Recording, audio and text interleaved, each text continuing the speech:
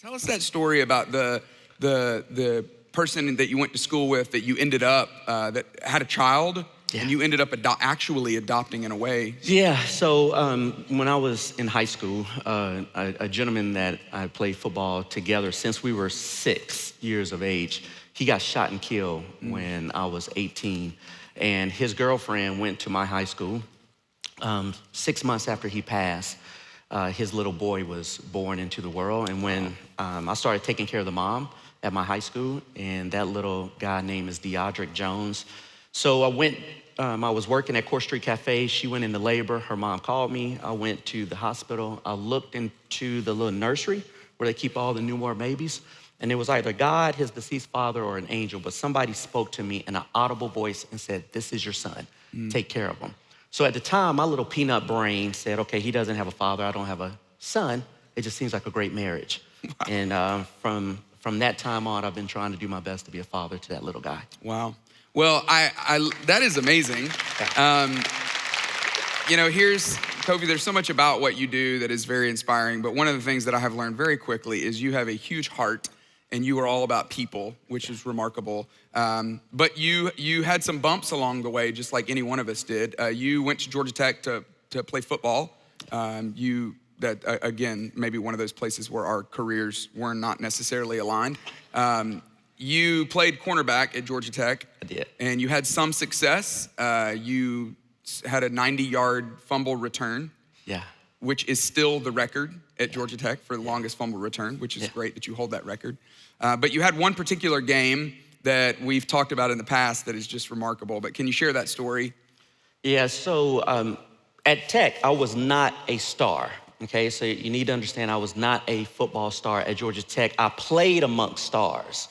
But in 1997, I was able to start against UGA. It was a Thursday night game. ESPN is televising it. It's one of the only games on that night. So everybody's glued to Everybody's watching it. Yeah. Everybody's watching it. And I haven't shared, I literally did not share this story until 2016 when I felt that it was important to put the story out there.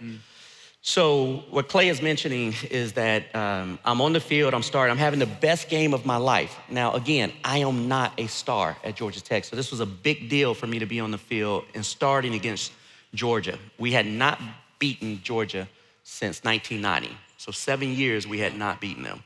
And we were under a minute of beating them. And in the final seconds, Corey Allen, a receiver for Georgia, caught the winning touchdown pass on me.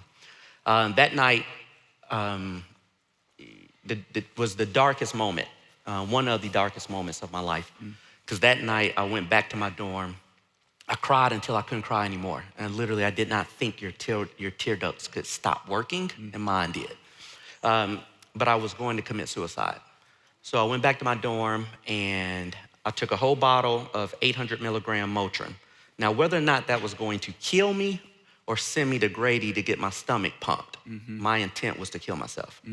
So with the last ounce of faith that I had, I prayed and I asked God, I said, if you're real and if you're there, I need to hear from you or I'm gonna take my life. And that was the first time I really understood how people could commit suicide, right? When you lose all hope and you lose all faith, and if God doesn't exist, if there's no heaven, there's no hell, all there is your pain. So why live with that? In that last ditch effort of calling out to God, a friend of mine who's like a little sister to me drove all the way from Stone Mountain, knocked on the door. She knew I wouldn't answer and slid a card up under my door. And I opened up that card and it said, sometimes God closes doors to open up new windows. And that's what saved my life that night. Wow. Well, you shared the story within the first 5 or 10 minutes of me meeting you, which I was so stunned by your honesty and your vulnerability. And I think it is that's not really the topic of what we're talking about today, but mental health is such a significant conversation right in the middle of our public sector right now. And so it is a really, it is a very timely conversation to have. I'm obviously incredibly glad that night turned out the way that it did. Me too. Yeah, I bet you are as well, yeah. And I'm sure your wife is and your kids are as well. So you move forward in your career, you graduate from Georgia Tech, you took a job with Milliken. I did. Working at a plant. What was that experience like for you? So my first job out of college was with Milliken and Company down in LaGrange, Georgia. And I learned so many lessons while I was at Milliken, but the most salient lesson that I learned was from my plant manager, Steve Alford. One day he sat me down and he said, what do you want to ultimately become? What do you want to do 5, 10 years from now? And without hesitation, I looked at him and said, I want your job. So when I said that, he was somewhat shocked and surprised. I thought it was a great answer, right? So he then called my bluff and he said, okay, so let's get up and let's go walking around this plant. And as we walked, he started asking me the names of people that were on the major pieces of equipment. And I knew all of their names. And then we would walk and he says, do you know this person's name? And I said, no, I don't know that person. We get to another piece of major equipment. He says, what are their names? I got them. Said their names. Continue walking. He said, do you know this person or do you know those 2 people standing over there? And I did not know their names. The people whose names he was asking me if I knew that I did not know were custodians. They were janitors. And it was a major lesson for me because he pulled me to the side and he said, if you want to become me, then you need to understand that everybody is important. Everybody plays a role, plays a part to the success of this plant, this organization, this church, the airport. So it's important for you to know everybody's name. And from there, I've never forgotten that lesson. Which is a huge part of your philosophy for leadership. I've learned that every person matters, that every person has their own hopes and dreams for their future. That seems like that's really guided the way you've led, which everybody that I've talked to about you, Kofi, has said, hey, there aren't many people in the world that care more and care better for people than you. So I do think that's a significant lesson for us today, something I've taken away from how you lead. Let's fast forward to what you do now. You work, you are the president CEO of Atlanta Airlines Terminal Company. That's right. So what does that mean and how does that play into the airport and all of the other complexities of how the airport runs? So let's think about the airport, the world's busiest and most traveled airport. You really have 3 gatekeepers to that airport. So if you want to do business at Hartsfield, there's 3 ways of getting in. One is through the Department of Aviation, which is led by the general manager, John Selden. He reports to the mayor. You have the second component, which are the airlines, the carriers. And of course, Delta is the biggest because ATL is their hub. Well, you have the third, which is the Atlanta Airlines Terminal Company. God has blessed me to be the president and CEO of that organization. I report to a board of directors that's made up of the major airlines here in Atlanta. So those are your 3 pathways of getting into the airport. And those 3 entities basically control the operations of the airport. So this was helpful for me to understand what you do, but world's busiest airport, significant amount of land, a massive building. You've got TSA, which most of us interact with those people when we go through the airport. That would be under the Department of Aviation. Correct. You've got all the airline employees, obviously under the airline, and then everything else falls under your supervision. So Yeah. give us the context for the size of the organization you run. So let's talk about the airport real quick because you hit some good points. So across 160. Did I say something wrong? No, you did. Okay. You were perfect. I thought it was okay. Let me correct you. No, you're good. Okay. 160 acres, right? Okay. 192 gates, 7.2 million square feet. So when you think about this airport, that's 7.2 million square feet. The operations of that building all falls up under the leadership of AATC. Now, many people would think it takes 500 people or more to handle that huge of an operation. And within our organization, we have 94 individuals that report directly under my leadership, and then somewhere between 1,500 contract employees and business partners that help us do what we do. Wow. And how long have you been in the role that you're in? It will, 9 years. It'll be 10 years in October. 9 years. Yeah. Almost 10 years. You were named as one of the most admired CEOs in Atlanta. You've been on all the under 30, under 40 lists, not under 50 lists. Not yet. Somebody can nominate me for that. That would be great. Because you're 40. 42. Sorry. You look like you're 17, okay? You look great. I'm 44. 44. Yeah. Well, you have a significant amount of leadership. You have a significant role to play. You're in communication with the mayor, the CEO of all the major airlines. You're having conversations with them at some point.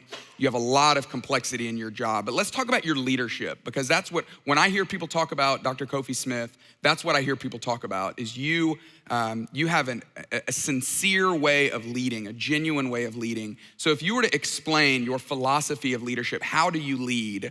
How do you explain that? So my leadership ideology and philosophy is really simple. And some of it may sound Pollyannish, and it's not meant to be. But literally, my leadership style is being people-centric, putting people first.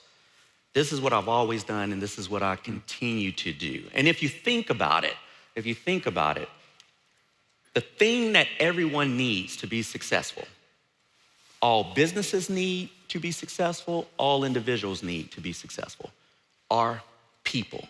But too many times we focus on increasing our bottom line or impacting the bottom line, increasing our top line revenues, penetrating the market, going out and increasing our nonprofit, growing the business. All of those things we prioritize first when we should be prioritizing our people first. So everyone in my organization knows that my people come first. They come before me. They come before our shareholders. They come before our passengers. And the reason why that's so important is because if they do not come before all of those other things, you cannot accomplish all of those other things, at least not for a sustainable period of time. So I'm always focused on, how can I take care of my people? How can I feed into them? How can I develop them? How can I uplift them? So that's been the most important thing to me. And again, I'm not really good at a whole bunch of stuff, right? I'm not the most articulate. I'm not the most handsome. Sometimes I am the best dressed, but outside of that, right? You at least are outside on of that, right I'm not really good at a lot of things, but I like to pride myself on taking care of my love people. It. Let's talk about some practical examples of that. Valentine's Day. What do you do on Valentine's Day? Yeah, so I hand out roses to every lady within our organization, first, second, and third shift. Wow. So I'll come in on third shift between 2 and 3 a.m. and make sure those ladies get their roses as well. That's amazing. You bring donuts to employees on a regular basis. Yeah, I do. And I feel a little bit uncomfortable about this part because I certainly don't want to seem like I'm braggadocious, but I truly try to do as much as I can to make people understand that they're heard, they're seen, they're safe and protected, and they're respected. So can you say those again? Yes. This is important. So I think it's important for all of us that are leaders. You need to make sure that those people that God brings into your orbit, right? So either under your leadership, doesn't matter who he brings into your orbit, they need to feel heard, they need to feel seen, they need to feel respected, and they need to feel protected and safe, right? So things that I try to do in order to convey that is the Valentine's, or roses for Valentine's Day, handwritten Christmas cards to everybody within the organization, coming in and spending time with third shift, or sending everyone a birthday, an individual or an individualized birthday email to Clay with the whole company copied on it. So a lot of these things I'm not perfect at doing, but these are the things that I attempt to do. To make people feel seen and heard and respected and safe. That's right. I love that. It's, you know, when I think about that, that's such a clear thing for me to, it's one thing to just hear that, to hear somebody talk about that, but it's another thing to think through your day and to think about the people that I'm leading today, the people that I'm interacting with today, what can I do to make them feel seen and heard, respected and safe? I love that. Let's talk about the fire that happened. Can we talk about that for a moment? Yes. Not a great day for you. Not a great day. Was that almost 2 years ago now? Year and a half ago? Coming up on 3. 3 years ago. Yeah, 2017. Pretty significant moment. It shut the whole airport down, it felt like, for just a bit. Tell us about that from your standpoint. Yeah, so December 17. You know the exact day. And the hour. Yeah, so I was here at Buckhead. I was here at church. My family and I, we had left to go over to Lenox to have brunch. And my phone was blowing up. I didn't have my phone on in church, so when I started seeing all these messages, I called. And as soon as I got somebody on the phone, they said, the airport is shutting down. I was like, what do you mean the airport is shutting down, right? And literally, my guy said, we are dropping concourses, like concourses. All lights are going out by concourse. Wow. So I looked at my wife and I said, hey, look, we got to go to the airport. She's like, what do you mean? I said, something bad is happening. And I started making phone calls. As soon as I got to the airport, I let my wife and my son out. They went into the atrium, which was black. And I went directly onto the airport property. I got with Georgia Power at the time. I got with the fire department, and we literally started trying to figure out what was happening to the airport. And you're rolling your sleeves up right there in it with them? Yeah. So I'm walking through the tunnels, maybe have some black lungs or something of that nature, but we won't claim that. But I'm walking through the tunnels, and literally we find exactly what happened, or at least where the incident had taken place. And then we started strategizing on how to get the airport back up and running. We were down for about 11 hours. Wow. Well, I brought that up mainly because just to feel, I want us all to feel the weight of the responsibility on your shoulders. Everybody's got weight and responsibility on their shoulders, but there is a unique amount of weight to what you carry. And the way you responded to that is, I think, just remarkable. And it's also indicative of your leadership, that you take high responsibility for what you do. You jump right in there and get involved to the deepest level possible, which I love. So one thing that my plant manager also taught me, Steve Alford, is that it is imperative for your people to see you as one of them.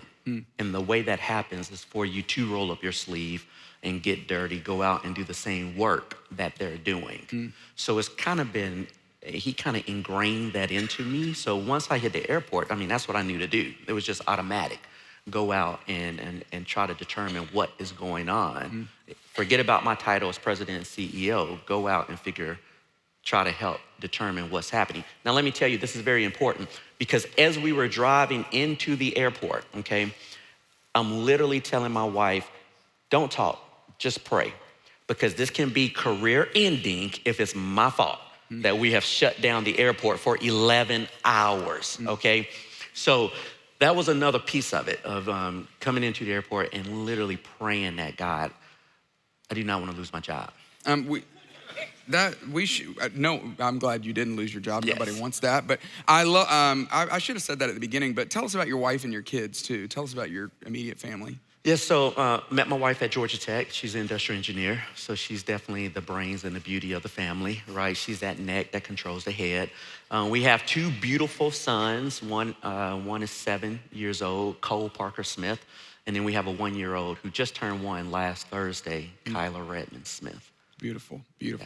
Well, you got a beautiful family. Let's talk about if somebody were to ask you, say, hey, Kofi, what's the secret behind your success, beside your wife, obviously, which I would assume is part of the answer, but what is the secret? What are the things that you do or that you embody or that you've been aiming for that have made you successful in your career? That's a great question. So there's really 3 things for me, okay? So the first one is your most important and most valuable commodity. And if I was to ask all of you, what is your most important or your most valuable commodity? A lot of people would say time. And really, your most valuable commodity is energy.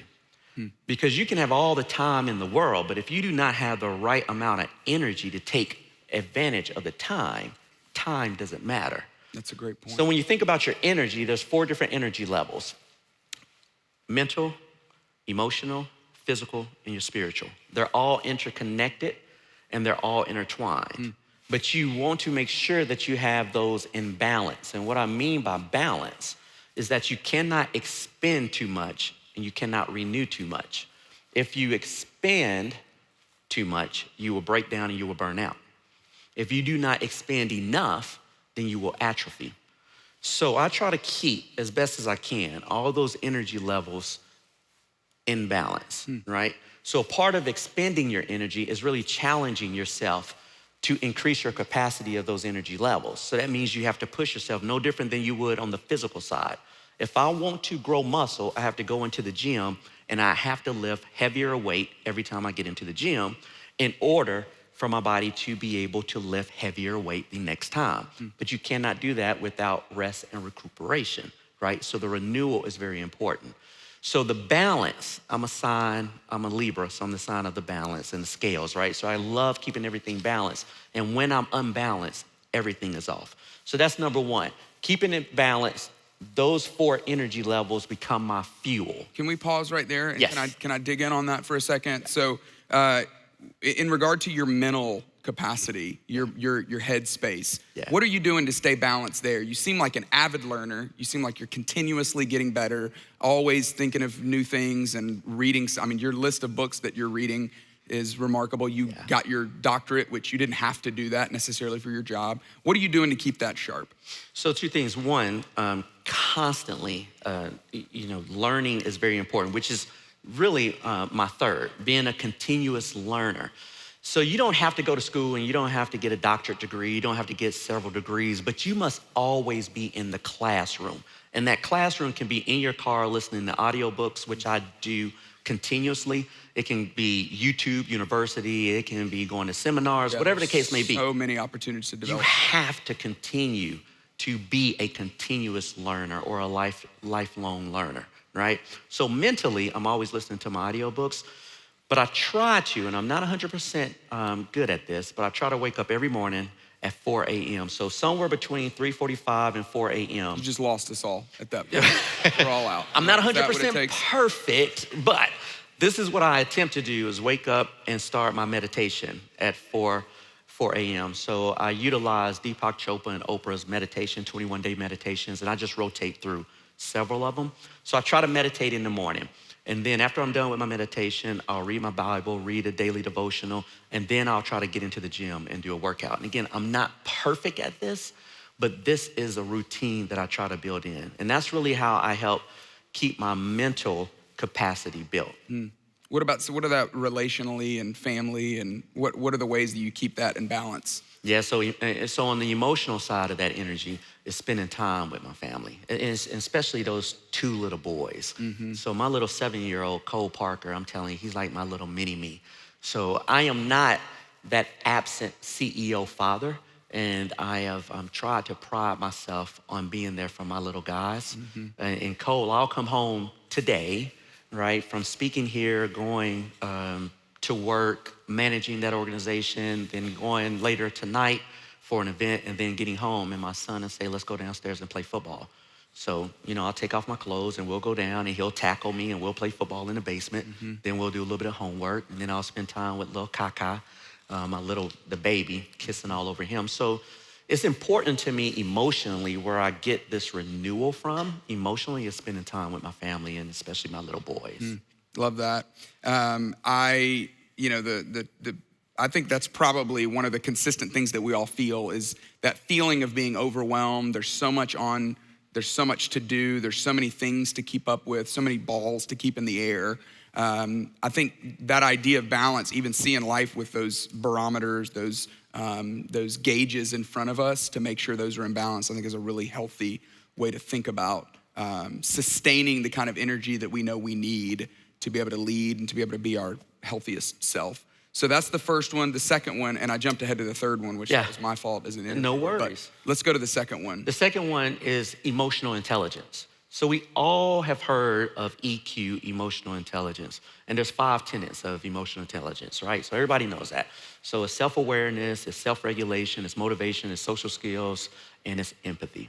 So if you think about those, right? If you think about those 5 tenets of emotional intelligence, all of them have to do with people, right? So some of them deal with you, but there's an indirect to people. So on self-awareness, it's important for you to understand and be self-aware of your moods, understand your personality, your quirks, your good, your bad, right? Because all of that will end up affecting other people. So if you're not self-aware, you will be negatively, potentially affecting other people, and you're clueless about it, right? Self-regulation. Same thing. Self-regulation is us being able to control our disruptive or destructive impulses, which ultimately affects other people. If you don't think before you speak, or if you don't think before you act, you can negatively impact other people. Social skills is the same thing, right? For social skills, what I like to tell people is social skills is important on building relationships, right? Building relationships, but building relationships so you can expand your network. Your network determines your net worth. Hello. So as you continue to build relationships and expand your net worth will follow. I like the little illustration that you use around Kofi Inc. Can you explain that concept and what you mean by that? So everybody should think of yourself as a company. If you want to be wildly successful or hit new levels of success, no matter what you define or your definition of success is, you should think about yourself as a company. And here's the reason why.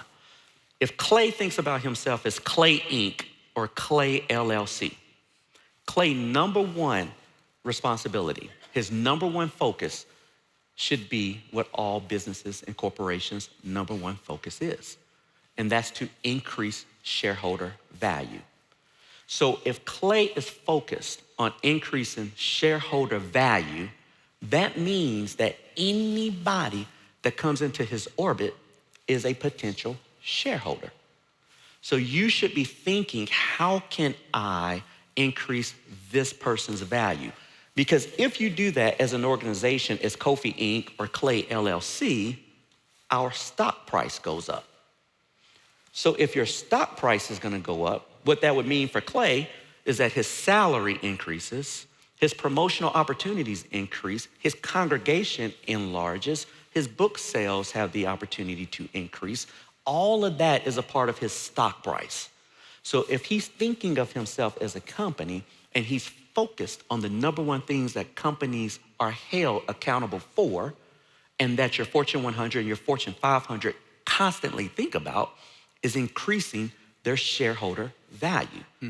And when you do that, your stock price increases. I love how others first that is. I love how thinking about others, I think that really is that's a missing component a lot of times when people think about leadership, because I think oftentimes we put ourselves at the center of the universe, all the world orbits around us, and we think about, hey, my most important thing I can do today is leading myself, which is true, but really thinking about increasing other people's value. Right. I love that concept because it gets you outside of yourself, thinking about how can I make somebody else's world better today? How can I do something today to bring life to someone else, which ultimately does work out for my good. It makes me better, but focusing on bringing value, bringing worth to other people, I think is a fantastic way to think about leadership. So if you think about it, take the heart side of Kofi out of this equation for a second, because the heart side of me was made, it's in my DNA to want to take care of people. My mom and my dad showed me that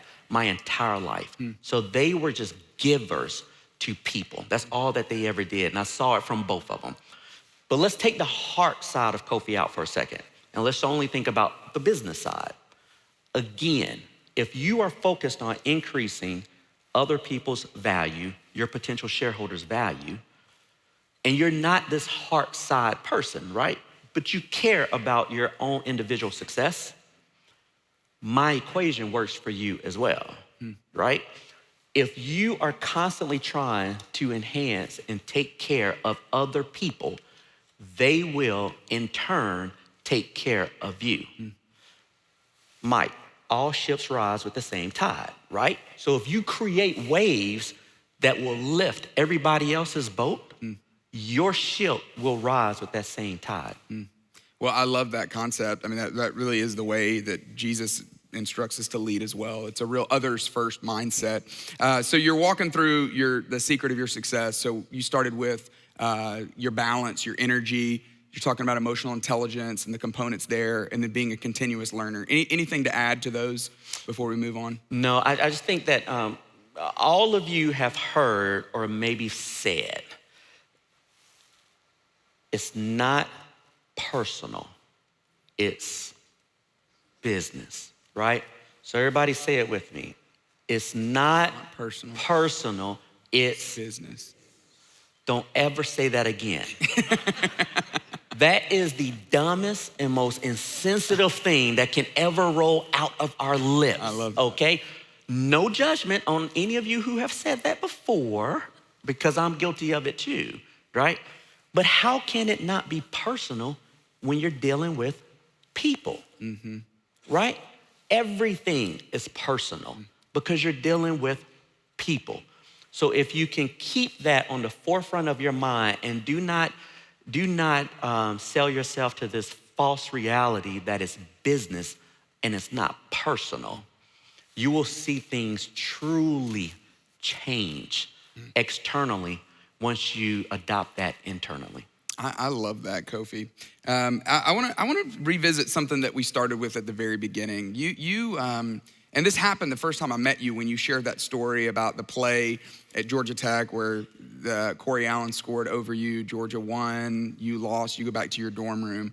That is such a vulnerable moment for you to share about. You mentioned that it wasn't until 2016 that you shared that story in a more public way. But what is it about you that helps you to be vulnerable like that? Because vulnerability it's powerful, but it feels scary because we're in a sense opening up ourselves in a way that gives other people a way to hurt us or a way to think less about ourselves. But you do that, you seem to do that so freely, and it doesn't turn people off. It seems like it draws people to you. Yeah. So where did you learn that? How do you do that? What have you come to understand about that? Yeah, I'm not sure where I learned it from. And in fact, I've been criticized a lot for being so transparent and so open. And I don't know if that just comes from my childhood when I was very, very insecure and just did not think that I was good enough. Didn't necessarily see all of my worth. So I was just always very open about sharing that kind of stuff. And eventually I realized the vulnerability, what happens with that is that when you're vulnerable as a leader, when you open yourself up to share some things that are scary, some things that are painful, some things that are hurtful, some things that are shameful, some things that are embarrassing, when you do that, other people connect to you. There's a connection there. And the reason why there's a connection there is because they realize that you're just like them. Once they realize that you're just like them and they are connected to you, then they now trust you. And that is key in leadership, right? It's for people to be able to trust you because when they trust you, they feel safe and they feel protected. So I did not know about vulnerability. I mean, I did not know that's what I was doing.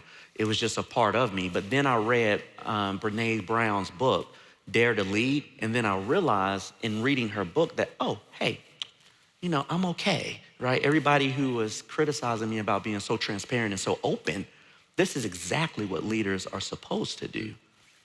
Well, there's a really good balance there between you could be too vulnerable, too open, too transparent to the point where people will go, hey, we're worried about you. You seem like you need to go speak to someone professionally. Do not come into your office and divulge all of your sins. Exactly. Okay, I'm not recommending that. But then on the flip side, nobody wants to work with someone. People certainly don't want to follow someone who is unwilling to admit that there are areas where they don't have it together or that they have made mistakes. Absolutely. And so there is this balance of competence and you are proficient and you can handle responsibility and can solve problems, but yet also this sense of openness and vulnerability that attracts people to you. I think having both of those and really carrying those in balance really is a recipe for strong connections with people that you work with. And think about it, who would you rather follow as a leader? Someone who shows themselves as perfect in this window of perfection, or somebody who is willing to show you that they have failed, they have made mistakes, but yet they've overcome. And you can learn from that. It's very hard to learn from someone who shows themselves as this perfect image because we know that's not true. We do know over here when somebody is showing you their failures and they're open about it, their fears and their concerns, their insecurities, you can see yourself in this person and then learn from that individual. I love that. That is something that I have learned just by being around you. So thank you for that. Hey, I want to do one thing. I want to wrap up our time here, and then we're going to open it up for some Q&A. So anybody that has any question for Kofi, you're welcome to ask him after this in just a minute. But what I'd love to do is, the more I thought about this moment, this time, being around you, Kofi, I thought about, man, I wonder what your team meetings are like. Because my guess is that if we could just imagine this is AATC, the company that you run, and you're about to motivate people, inspire people, you've got people that are there 24 hours a day, incredibly busy, constant pressure and demands. And I would love for you to just take a few minutes, treat us like the people that work for you, and motivate us, inspire us, send us out for the week. That's a lot of pressure. And make it good. Yeah, right. So here's what I would tell you. Here's what I would say is that it's important for you to understand that you do not have to be perfect, and that is perfectly fine. When you think about your vision and what you want to accomplish, you need to have this fanatical discipline. It's the fanatical discipline that Jim Collins talks about in his book, Great by Choice, okay? And this fanatical discipline is not like going and brushing your teeth, being disciplined of that nature. It's about you knowing that your vision is your vision, and no matter what anyone says, no matter how people try to talk you down off of it, try to spit hate into it, you be fanatical about being disciplined, staying on the path, making sure that what you feel inside, that you move forward towards that goal. The last thing I would tell you is that, I've talked a lot about people, and I would challenge all of you, even though it seems simple, Simon, okay? Even if it seems a little Pollyannish, trust me, if you put people first and you put yourself behind or you put yourself last, God will promote you to first position. It happens all the time. He will bend the universe towards you when you are focused on giving. So if you think about this closed fist and you just think about surrendering over and just being about other people instead of being about yourself, when you start loosening up this grip, right? You didn't lose anything, right? Your hand is still there. Your fingers are still there, but your hand is in a more relaxed position, and it's also in a position to receive, as opposed to being clenched and all the tension that's around this.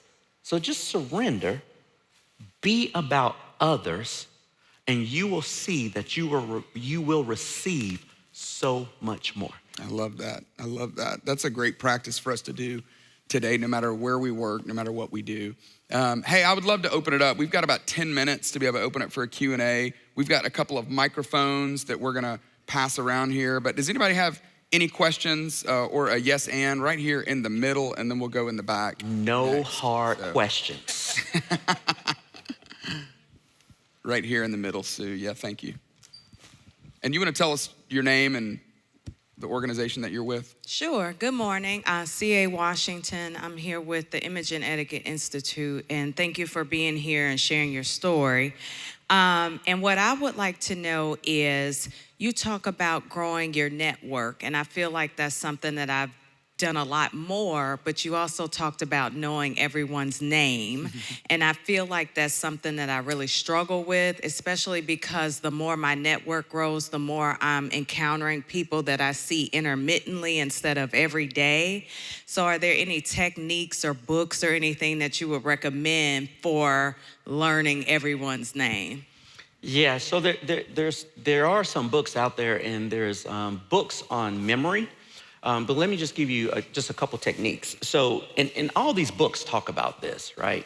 Is that if you're going to remember anything, but let's just talk about people names, then you want to figure out something that you can associate with that person, because it's all about association. So that's how memory works, okay? There's this misconceived notion that we have this file cabinet in the back of our head that we can go back and retrieve memories from. Your brain doesn't work like that. Your brain remembers things based off of associations.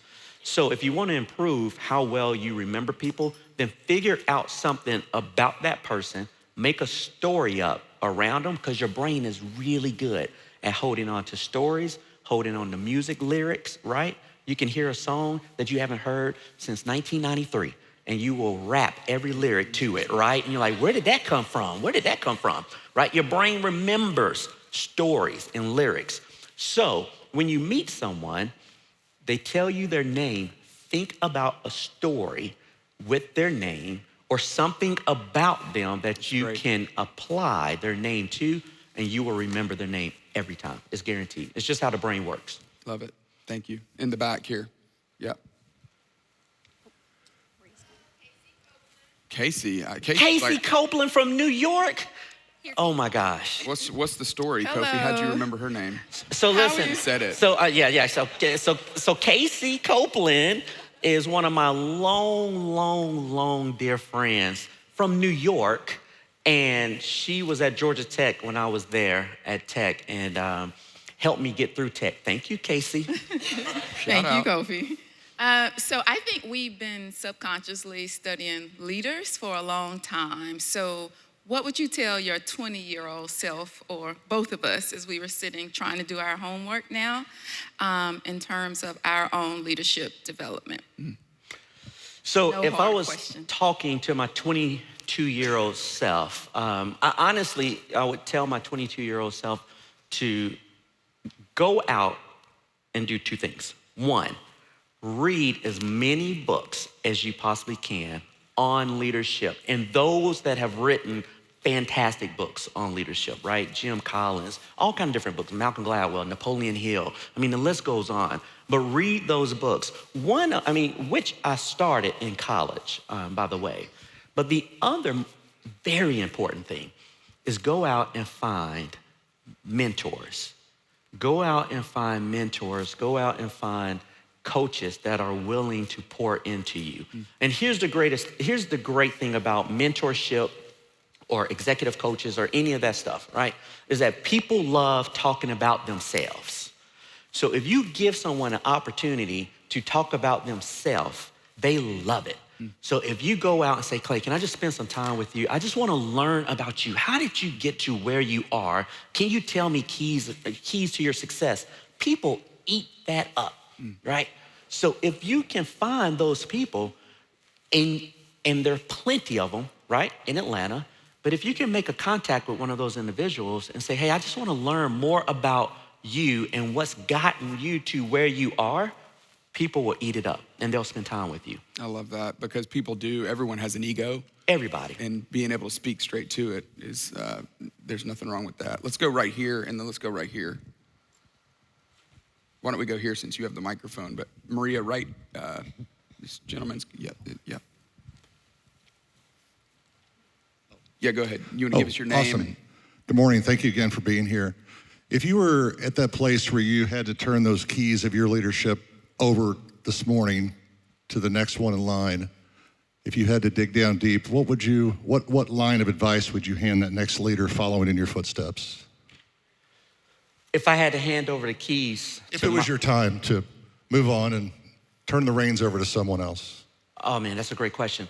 So eventually God is going to move me out of this position, right? And move me on. And what I would tell the person that's going to be my successor is the most important thing that you can do. And again, I know this is going to sound like a theme, but the most important thing that you can do is put all your focus on the people of AATC. Don't be so focused on what the shareholders want.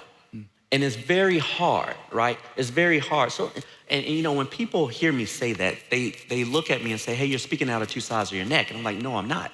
But wait, you said it's important to increase shareholder value, but then you say your shareholders come last and your people come first. Exactly, right? Because if I want to take care of my shareholders, the only way I can take care of my shareholders is by taking care of my people. I'm not the one out there turning a wrench. I'm not the one out there interacting with passengers. I'm not the one out there that's going out to all the calls, right? It's our people, it's those that we lead that are out there executing. So if you do not take care of them, if you do not put them first, it's impossible for you to put your shareholders first. It's impossible for you to deliver what your shareholders need because you can't do it on your own.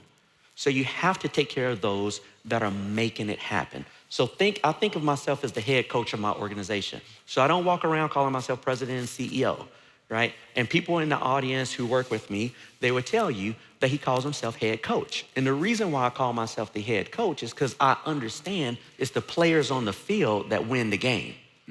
I'm on the sideline and I can try my best to strategize and put together a game plan. That's my job as a head coach. I can see the field.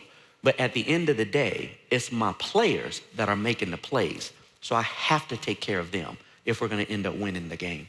I love that, Kofi. Let's go right over here. This is the last question. Kofi will be around too for a few minutes for those of you that do have questions, but I wanna just honor everyone's time. Let's make this the last one. Yep. Travis Thorne. I work for Fiserv in sales. So you mentioned energy and an emotional intelligence. And I think you had a third one that I don't think we got to. I just want to make sure that I did grasp it and get it. Continuous improvement. Continuous improvement. So always be focused on learning, right? And enhancing yourself, being the best you that you can be. And that only comes from you being able to learn from others. Love it. Thanks, Kofi. Hey, let's do this before we wrap this up, Kofi. Give us the last question. Give us the secrets to getting through Atlanta Airport quickly. All right. So I love my airport, right? I love it. We move 300,000 people a day. A day. Through that airport.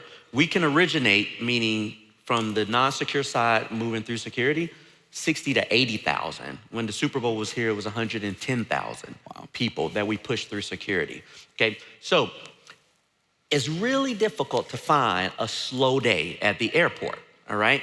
So the best thing that I tell people, and this is what we do as a family, is that you need to have TSA and clear. Let me tell you why. Because TSA by itself, TSA PreCheck by itself, is no different than any other line at the airport because everybody has TSA PreCheck right now. It's gotten quite popular, huh? Right? Yeah, absolutely, right? So you need to get clear and TSA. You have to have both of them. Don't just get clear and not have TSA. All right, what about parking at the airport? All right, so best place to park. Yeah, so the best place to park, okay, the very best place to park is to take my job and park underneath the airport, okay? Anywhere else is gonna be very, very difficult for you, all right? You can try to utilize the Hartsfield-Jackson app and find out whether or not the South or the North Terminal is packed and full before you get to the airport, so that kind of help alleviate some arousal and some stress and anxiety. But other than that, when it's time for me to leave, apply for my job because you have the best parking on airport property. Kofi, thank you so much. Can y'all give it up for Kofi Smith? I love that. Come after my job. Come after my job. Thank you. Hey, I hope today was inspiring to you. I hope that it was helpful. Kofi, we cannot thank you enough for doing what you do. Thanks for being a servant-hearted leader. You know, I know you kept saying, I don't want to harp on it, but it is clear that you have stayed on mission, that you are going to be about other people. And that's something that we can all take away. So I would just encourage you today, as you think about your day, as you think about your week, I think we can all take a page out of the head coach's book. What can we do to make somebody else's life better today? So, you know, these events like this, content like this, it's only as good as the way we choose to apply it. And so if we do nothing with this, if we don't apply it, then we really haven't made great use of our time. So I would just love to encourage you, apply this. Go find somebody today to make their life better, to encourage them, to lift them up, to do something to make their day better.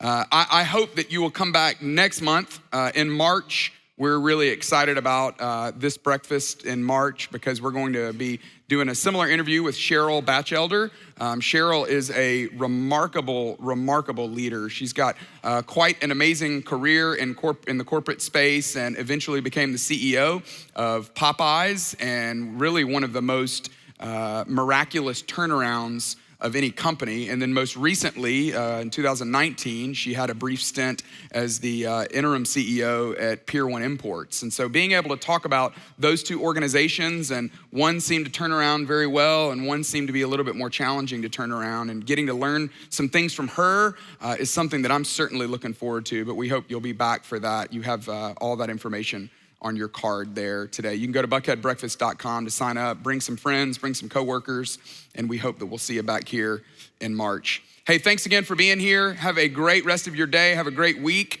and we'll see you soon. Thank you.